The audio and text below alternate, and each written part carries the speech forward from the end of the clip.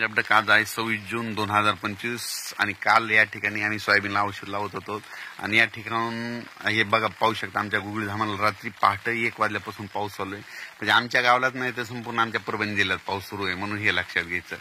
पण राज्यातल्या सर्व शेतकऱ्याला सांगू इच्छितो की राज्यामध्ये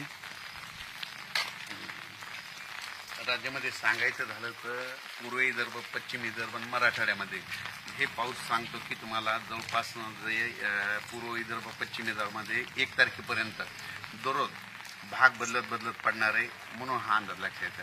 पण राज्यातल्या सर्व शेतकऱ्याला सांगू इच्छितो की म्हणजे आज म्हणजे 26 जून 27 जूनचा हे माझा पाऊस सर्वदूर राहणार. म्हणजे परभणी जिल्ह्यात राहणार आहे, नांदेड जिल्ह्यात राहणार आहे, हिंगोलीकडे राहणार आहे, वाशिमकडे राहणार आहे, कळमनुरीकडे राहणार आहे, यवतमाळ जिल्ह्यात राहणार आहे, अकोला जिल्ह्यात राहणार आहे, बुलढाणा जिल्ह्यात राहणार आहे, नागपूर, वर्धा, भंडारा, गोंदियामध्ये विदर्भात सगळीकडेच पडणार आहे म्हणून हा अंदाज लक्षात घ्या. 2 दिवस आज उद्या दिवस.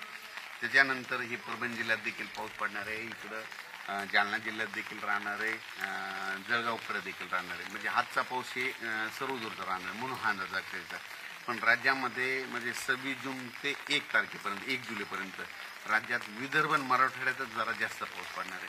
सांगायचं झालं तर तुम्हाला सांगतो विदर्भामध्ये 11 जिल्ह्यात आणि मराठवाड्यात म्हणजे हे दररोज वेगवेगळ्या भागात पाऊस पडणार आहे 1 तारखेपर्यंत. म्हणजे 26, 27, 28, 29, 30 आणि 1 जुलैपर्यंत दररोज वेगवेगळ्या भागात पडणार. दुपारपर्यंत ऊन पडणार, दुपारच्या लगेच पाऊस येणार म्हणून हे लक्षात येतं.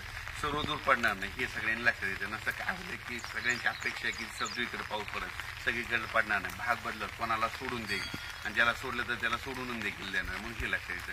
पण राज्यात सांगायचं झालं तर हे पाऊस म्हणजे आता 26-27 म्हणजे 26-27चा पंढरपूरकडे देखील म्हणजे सोलापूर जिल्ह्यात पडणार आहे, पंढरपूरकडे राहणार आहे, नगर जिल्ह्याला देखील पडणार आहे. पण तिकडे असं रिमझिम राहणार, थोडे थेंब येणार आहे, जास्त नाही पडणार.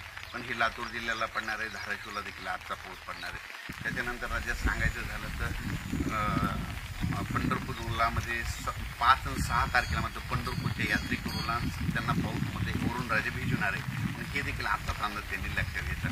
म्हणजे तुम्ही तुमची तयारी ठेवायची. म्हणजे काय झालेलं असं रावट्याची याची तयारी ठेवा कारण की 5-6 तारखेला म्हणजे पंढरपूरकडे पाऊस येणार आहे म्हणून हे देखील त्यांनी लक्षात घेतलं.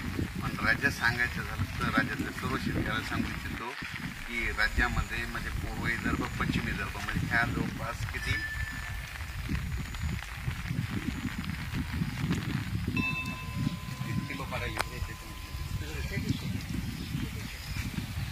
सांगायचं झालं तर राज्यामध्ये हा पाऊस मला एक सांगू इच्छितो की 26, 27, 28, 29, 30 पर्यंत दररोज वेगवेगळ्या भागात पडणारे विदर्भ